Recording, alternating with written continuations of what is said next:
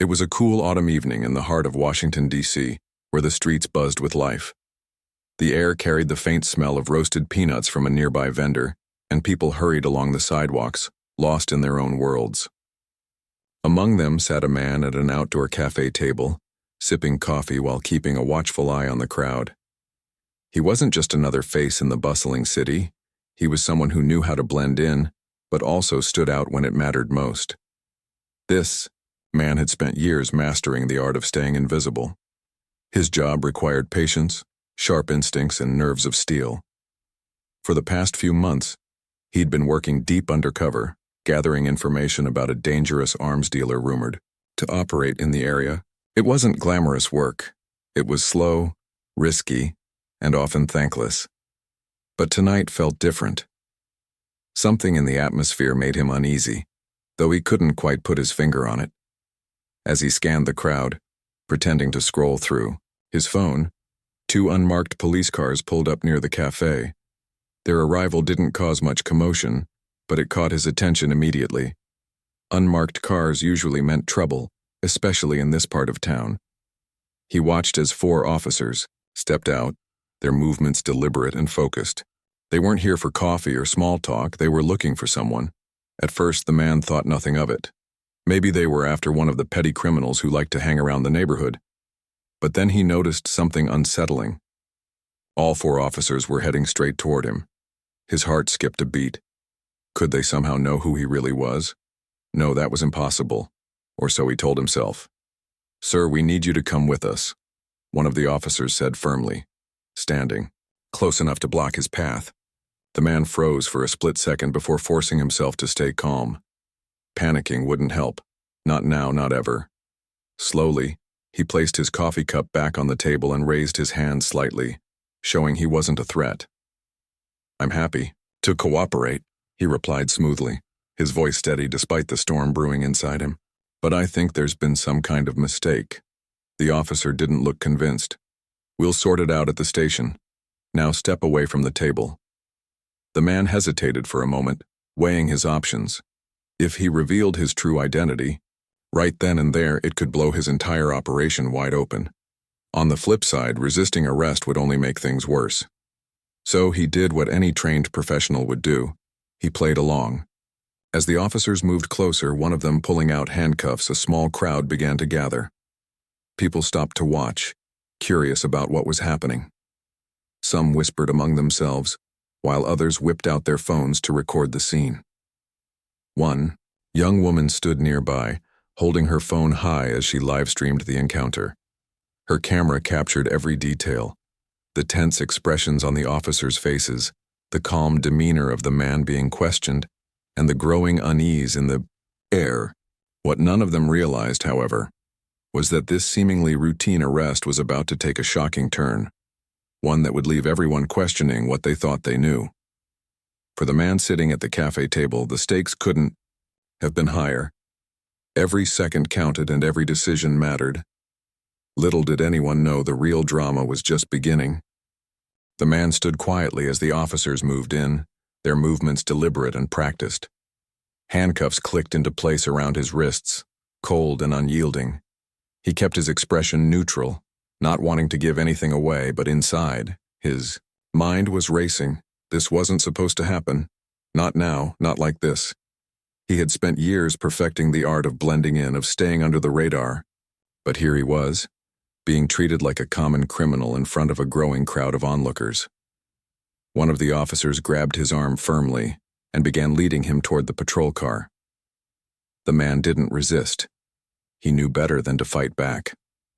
Still, the situation felt surreal. Just moments ago, he'd been sitting at the cafe, sipping coffee and scanning the crowd for his target. Now, he was being hauled off like someone who belonged behind bars. It was hard to believe how quickly things could spiral out of control. As they walked, the murmurs from the crowd grew louder.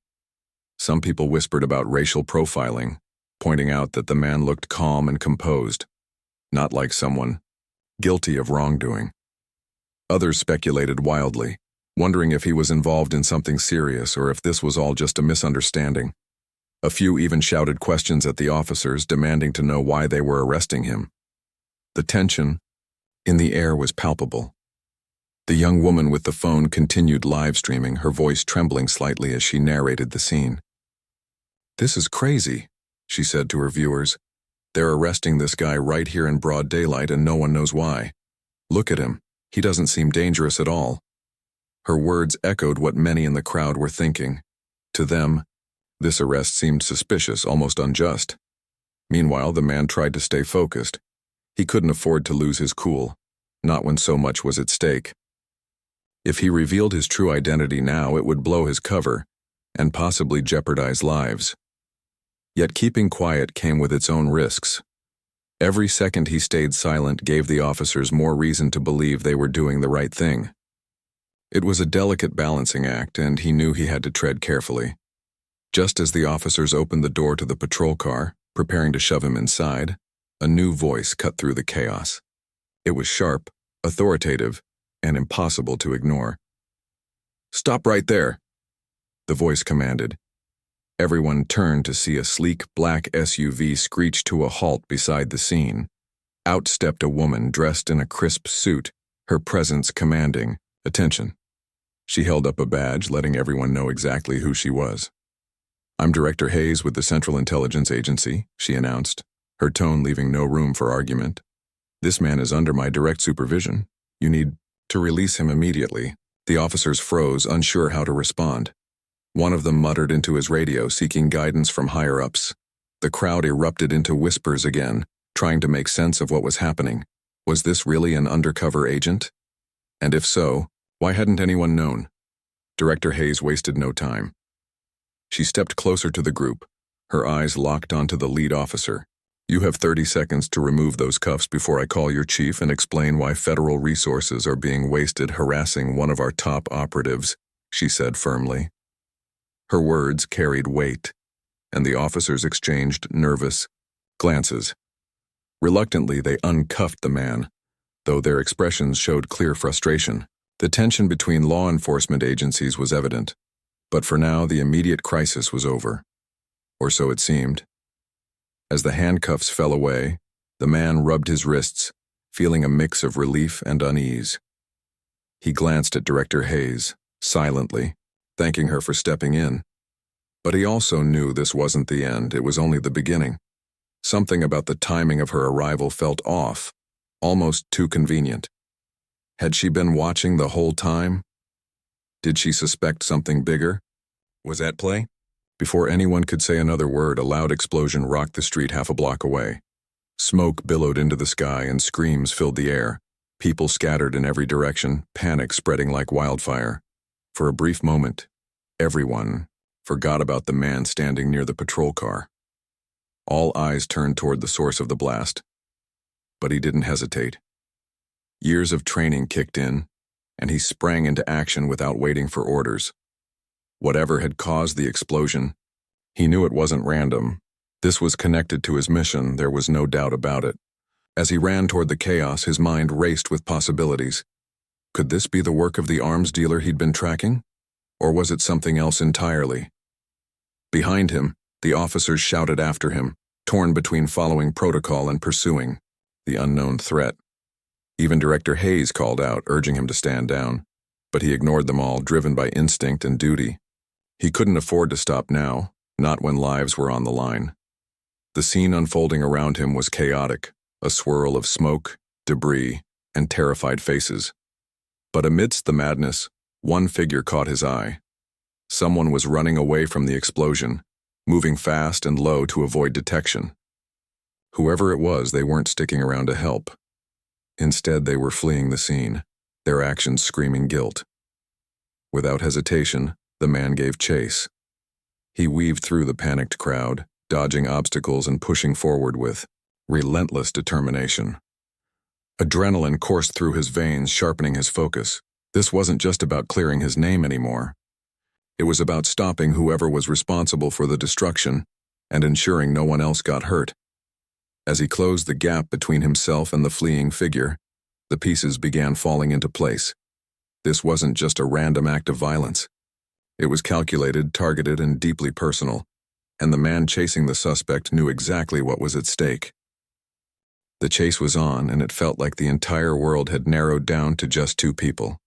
The man sprinting with purpose, and the shadowy figure darting ahead of him. The streets, once alive with the hum of everyday life, now echoed with chaos. Smoke from the explosion lingered in the air, stinging his eyes and making it hard to breathe, but he didn't slow down. Every step forward brought him closer to answers and danger. The person he was chasing moved fast, weaving through alleyways and dodging obstacles like someone who knew these streets better than anyone else. It was clear they weren't just running blindly. They were trying to lose him. But the man wasn't about to let that happen. Years of training had taught him how to anticipate moves, read body language, and stay one step ahead. He pushed himself, harder, ignoring the burn in his legs and the ache in his chest. Behind him, the officers who had tried to arrest him earlier hesitated for a moment before deciding to follow. They shouted warnings, their voices distant over the sound of pounding footsteps and panicked screams. Some stayed back to secure the area around the blast site, while others joined the pursuit, unsure whether to trust the man or stop him. Director Hayes, meanwhile, barked orders into her phone, calling for backup and demanding updates. The scene was chaotic, but the man blocked it all out. His focus was razor-sharp, zeroed in on the figure ahead. As the chase led them deeper into a maze of narrow alleys, the surroundings grew darker and quieter. The noise of the city faded away, replaced by the eerie silence of abandoned buildings and empty lots. Here, the man's instincts kicked into overdrive. This part of town was notorious for its secrecy, a place where deals went down in shadows and questions went unanswered. Whoever this person was, they clearly felt safe here. But safety was an illusion, and the man intended to shatter it. Suddenly, the suspect made a sharp turn, disappearing momentarily behind a stack of crates. The man skidded to a halt, scanning the area quickly. His heart raced as he realized the suspect might be armed. Sure enough, a flash of movement caught his eye, followed by the unmistakable sound of a gunshot. The bullet whizzed past his head, embedding itself in the wall behind him. Instinctively, he ducked, rolling to the side to avoid another shot. "Stop," he yelled, his voice firm but calm. "You're only making this worse." There was no response, just another round fired in his direction. The suspect was desperate, willing to do whatever it took to escape. But desperation made people reckless, and the man knew he could use that to his advantage. Instead of charging forward blindly, he took cover behind a dumpster, assessing the situation carefully. He needed to think strategically if he wanted to end this without anyone getting hurt, including himself. Peering around the edge of the dumpster, he spotted the suspect crouched behind a pile of debris, reloading their weapon. This was his chance. Moving swiftly and silently, he circled around, using the shadows to mask his movements. Each step was deliberate, calculated. He couldn't afford to make a mistake. Not now. When he finally closed the distance, he acted quickly. In one fluid motion, he lunged forward, grabbing the suspect's arm and twisting it until the gun clattered to the ground. There was a brief struggle, both of them grappling for control, but the man's training gave him the upper hand. With a final push, he pinned the suspect against the wall, holding them firmly in place. Breathing heavily, he looked directly into the suspect's face. What he saw surprised him. It wasn't the hardened criminal he'd expected, it was someone younger, almost vulnerable looking. Fear and anger flickered in their eyes, but there was something else too. Guilt. This person hadn't pulled the trigger on the explosion. They were just a pawn in a much larger game. Before he could say anything, the sound of approaching footsteps filled the alley. Backup had arrived. Officers flooded the space, weapons drawn, shouting commands. Director Hayes appeared moments later, her expression unreadable as she surveyed the scene. She signaled for the officers to take the suspect into custody, then turned her attention to the man. "You never listen," she said sharply, though there was a hint of relief in her voice. "Do you have any idea how close you came to getting yourself killed?" He shrugged, still catching his breath. "It worked out, didn't it? We got them." Director Hayes shook her head, clearly frustrated but unable to argue with the results. As the officers hauled the suspect away, the man allowed himself a moment to reflect. The pieces were starting to come together. The explosion, the suspect's involvement, and the bigger picture lurking in the background. But there was still so much he didn't know. As the dust settled, literally and figuratively, he couldn't help but feel a mix of emotions. Relief, exhaustion, and a lingering sense of unease washed over him. Tonight had been a whirlwind of events, each one more intense than the last. Yet, despite everything, he knew this was far from over. If anything, it was only the beginning. Back at the precinct, tempers flared as officials from both the police department and the agency convened to address the mess that had unfolded. Accusations flew back and forth, with each side pointing fingers and defending their actions. The officers who had initially tried to arrest him apologized half-heartedly, though it was clear they still harbored doubts about his motives. For his part, the man accepted their apology with grace, knowing that misunderstandings were inevitable in situations like this. But the real challenge lay ahead. The explosion had exposed cracks in the system, flaws that needed to be addressed urgently. More importantly, it had revealed the lengths some people would go to in order to protect their secrets. As the night wore on, the man found himself replaying the events in his mind, piecing together clues and formulating a plan. By the time dawn broke, casting its golden light over the city, he was ready. Ready to face whatever challenges lay ahead. Ready to uncover the truth and ready to ensure that justice prevailed, even if it meant putting himself in harm's way once again. The precinct was alive with tension, buzzing like a beehive disturbed by an unexpected intruder. The fluorescent lights flickered faintly overhead, casting harsh shadows on the worn-out walls. In one corner of the room, a group of police officers huddled together, their voices low but urgent as they discussed what had just happened. Across the room, a cluster of agency officials stood with stern expressions, arms crossed, clearly unhappy about how things had spiraled out of control. And in the middle of it all sat the man who had been at the center of the chaos, calm, composed, but visibly exhausted. He leaned back in his chair, running a hand over his face. His body ached from the chase, and his mind felt heavy with everything that had unfolded. For hours, he'd been questioned, prodded, and scrutinized by both sides. The police wanted answers about why they'd mistakenly arrested him. The agency wanted to know why he hadn't followed protocol when the explosion occurred. Everyone seemed to have questions, but no one seemed willing to listen. Director Hayes paced nearby, occasionally shooting glances at him.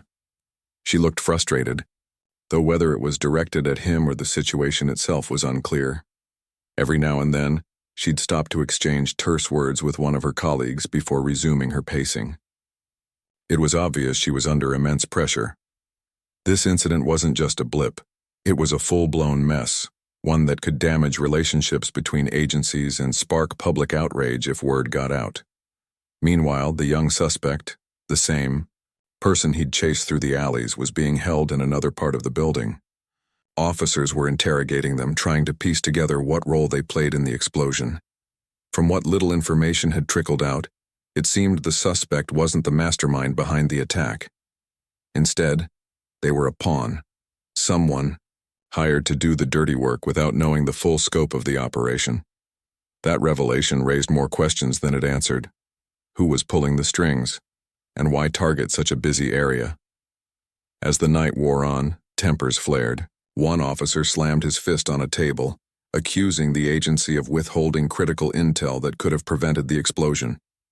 "We're supposed to work together," he shouted, his voice echoing through the room, "not run around playing cowboys while we clean up your messes."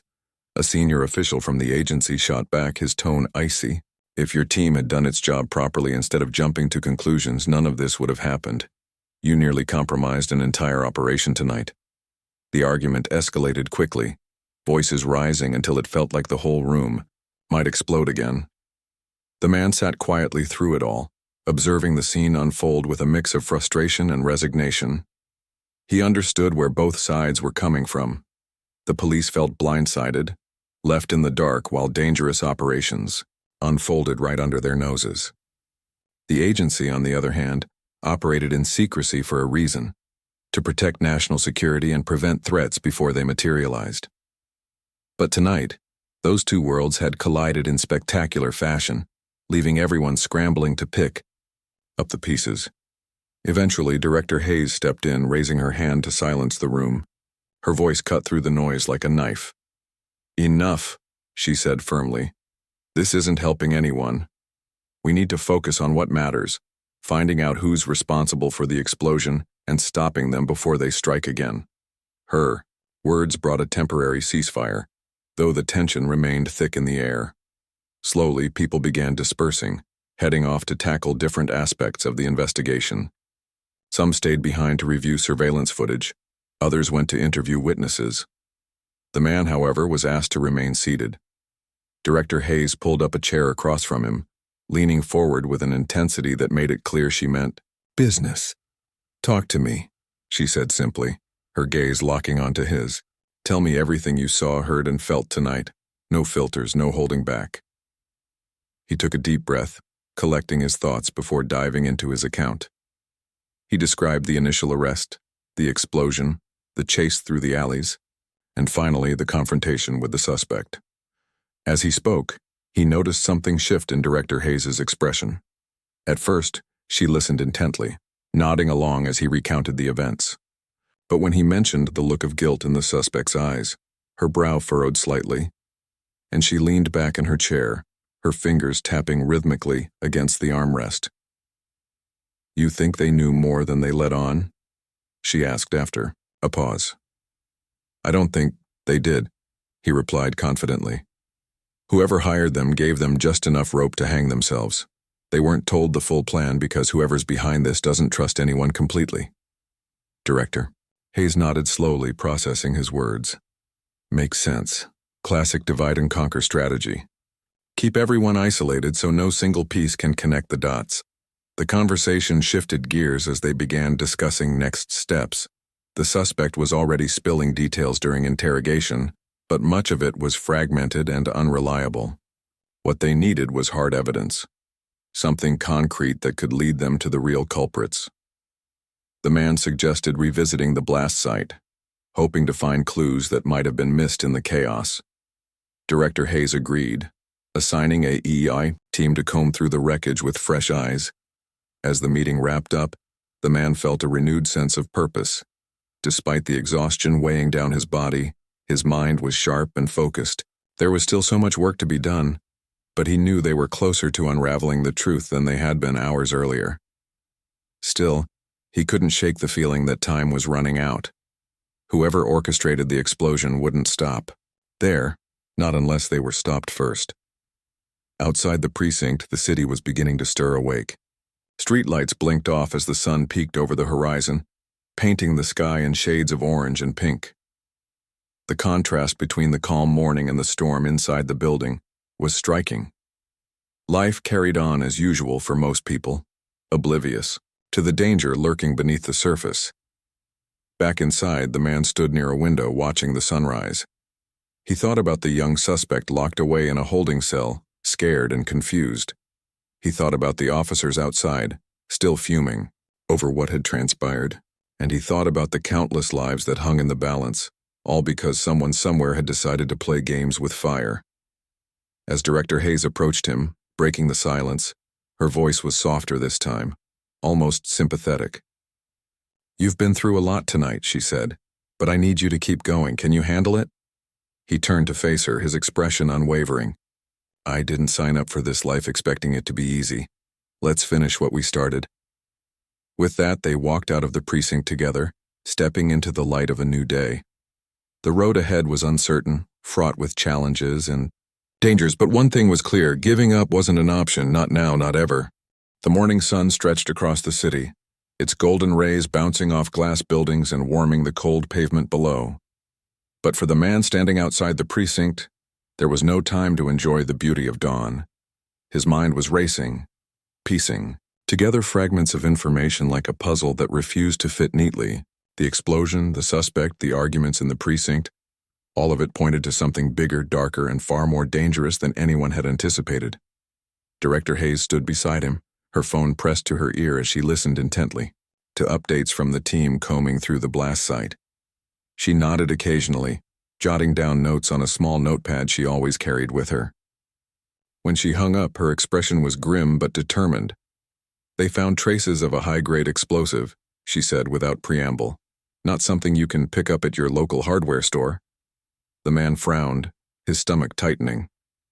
High-grade explosives meant this wasn't some amateur operation. Whoever was behind this had access to serious resources, and worse, they knew how to use them. "Did they find anything else?" he asked, already dreading the answer.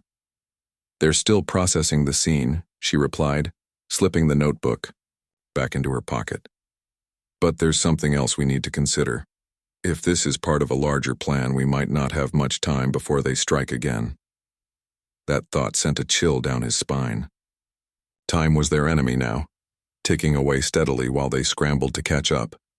Every second wasted could mean another explosion, more lives lost, and an even bigger catastrophe. He clenched his fists, frustration bubbling beneath the surface. They were so close, yet so far from unraveling the truth. Back at the blast site, the air smelled acrid, a mix of burnt rubber and charred metal lingering heavily. Investigators moved methodically, sifting through debris and collecting evidence. Yellow tape surrounded the area, keeping curious onlookers at bay. A few reporters had shown up, cameras rolling as they tried to get statements from officers guarding the perimeter. The media circus was just beginning, and it wouldn't take long before the story blew up online. One investigator knelt near what used to be a lamppost, examining scorch marks on the ground. Another snapped photos of shrapnel embedded in nearby walls. It was painstaking work, but every detail mattered. Somewhere in this mess was a clue, a fingerprint, a fragment of wiring, maybe even a piece of clothing that could lead them to the mastermind behind the attack. Meanwhile, inside the precinct, the young suspect sat in an interrogation room, looking smaller and more vulnerable than ever. Their hands trembled as they clutched a styrofoam cup of water, their eyes darting nervously toward the two-way mirror. Officers took turns questioning them, pressing for details about who hired them and why. At first, the suspect resisted, claiming they didn't know anything beyond the basics: deliver the package, set the timer, walk away. But as the hours dragged on, cracks began to show.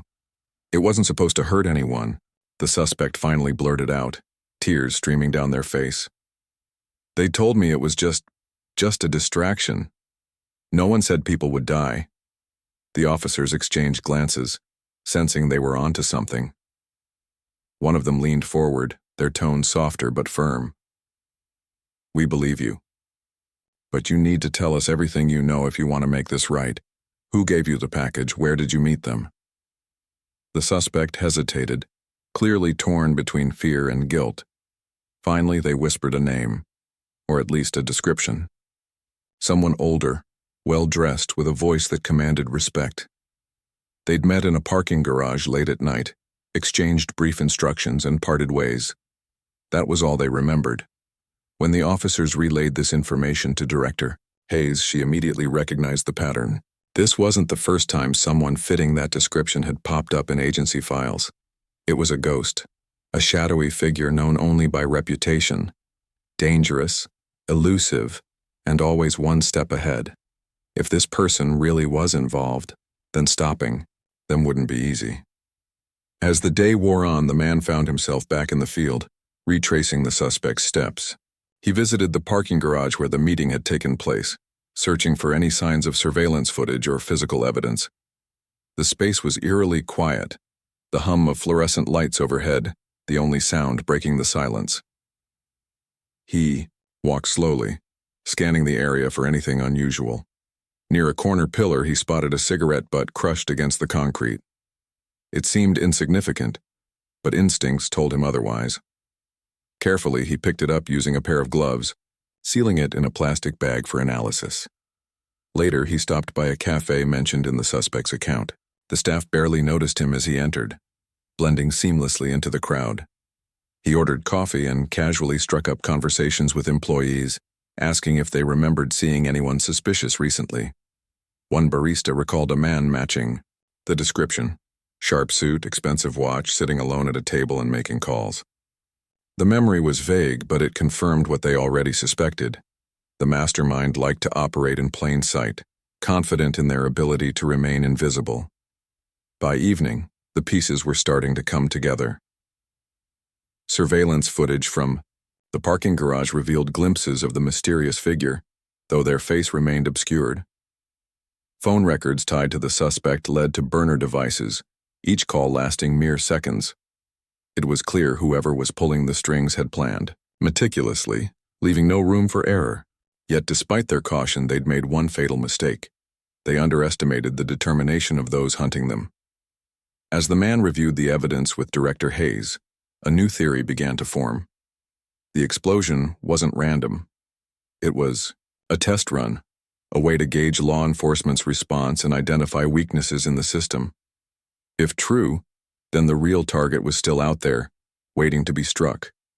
The question was, where? Hayes tapped her pen against the desk, deep in thought. If I were them, I'd aim for maximum impact next time, she said finally. Somewhere crowded, symbolic, maybe a government building or a public event. Her words hit like a punch to the gut. Public events were happening all over the city. Parades, rallies, festivals. Any one of them could be the next target. Suddenly, the stakes felt higher than ever. We need to act fast, the man said, his voice tight with urgency.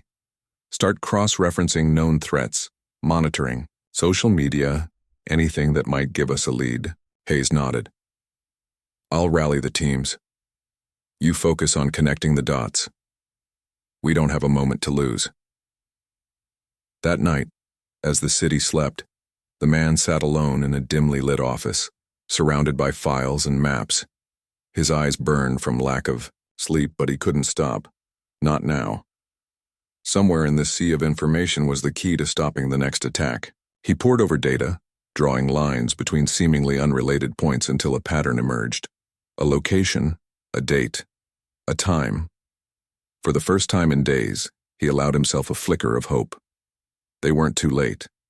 Not yet. But as he stared at the map, one thought lingered in his mind. Catching the mastermind wouldn't be the end of this fight.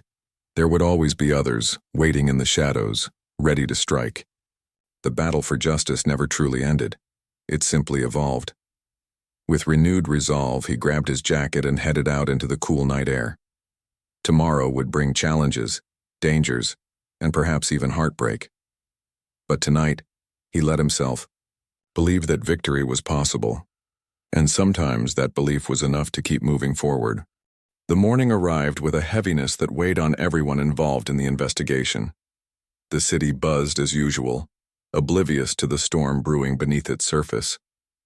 For the man who had spent sleepless hours piecing together clues, there was no time to rest.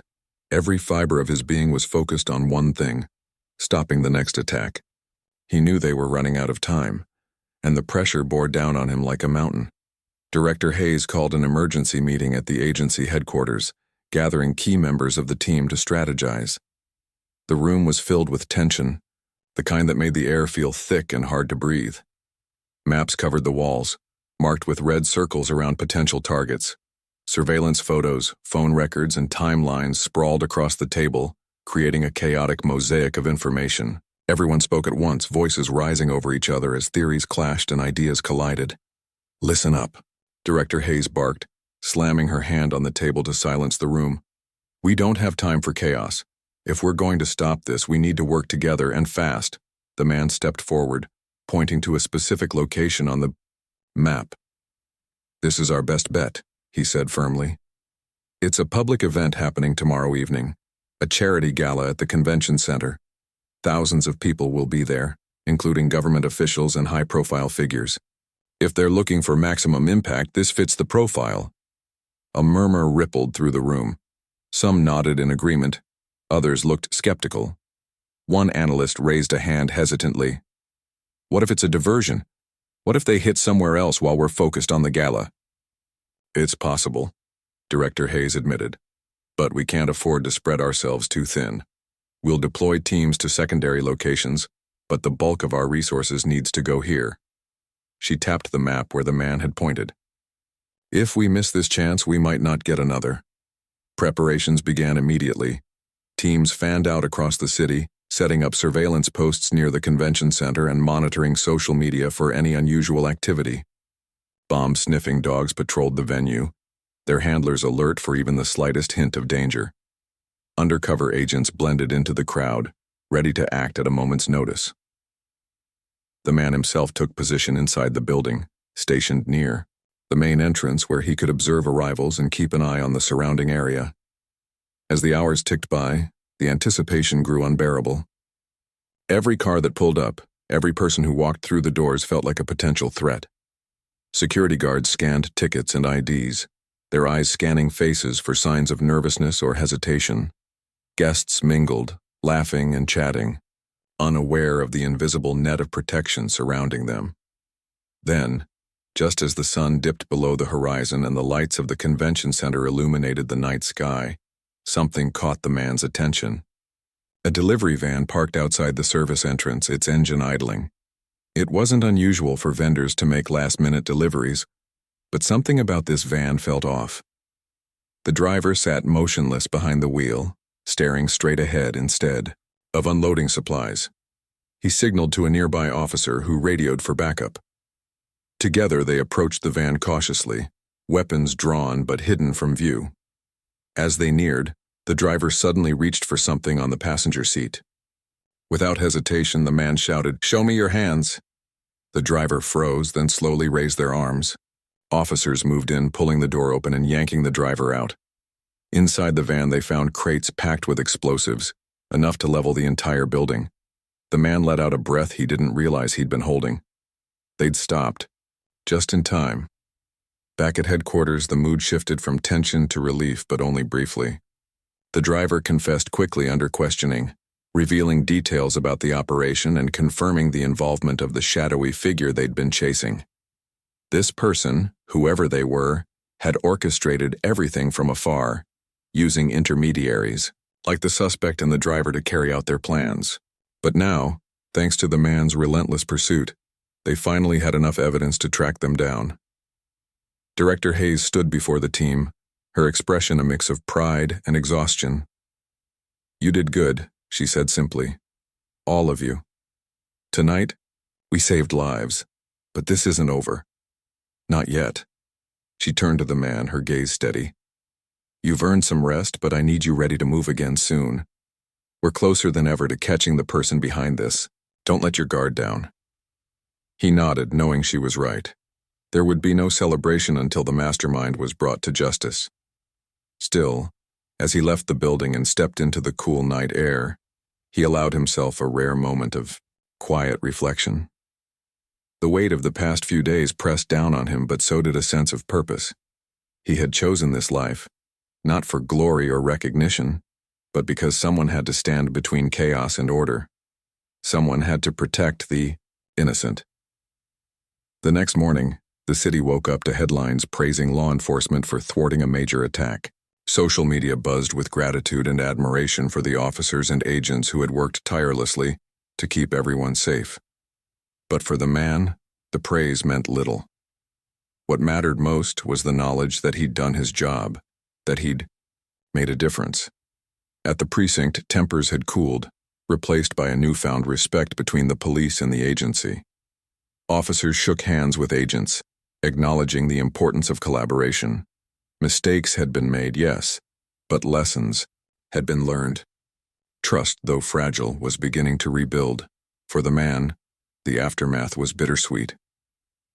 He thought about the young suspect locked away in a cell, haunted by guilt and regret. He thought about the driver who had been arrested, realizing too late the gravity of their actions. And he thought about all the lives that had been spared because of decisions made in the heat of the moment. As he prepared for the next phase of the investigation, he reminded himself why he did what he did. Justice wasn't always black and white. It was messy, complicated, and often painful. But it was worth fighting for, worth sacrificing for. And as long as threats loomed in the shadows, he would continue to fight. Because that's who he was. That's what he believed in. Standing on the steps of the precinct, watching the sunrise paint the city in hues of gold and pink, he felt a flicker of hope. The road ahead would be difficult, full of challenges and uncertainties. But for now, the city was safe. And sometimes, that was enough.